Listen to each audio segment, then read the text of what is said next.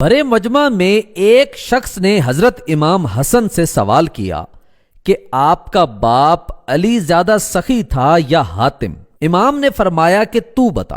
اس نے کہا گستاخی معاف، حاتم زیادہ سخی تھا۔ امام مسکرا کر فرماتے ہیں وجہ؟ اس بندے نے کہا حاتم تائی کے 40 دروازے تھے، فقیر پہلے دروازے سے خیرات لیتا تھا پھر دوسرے دروازے پر آ جاتا تھا اور حاتم اسے پھر خیرات دیتا تھا۔ اسی طرح وہ فقیر 40 دروازوں سے مانگتا رہتا تھا اور حاتم دیتا رہتا تھا۔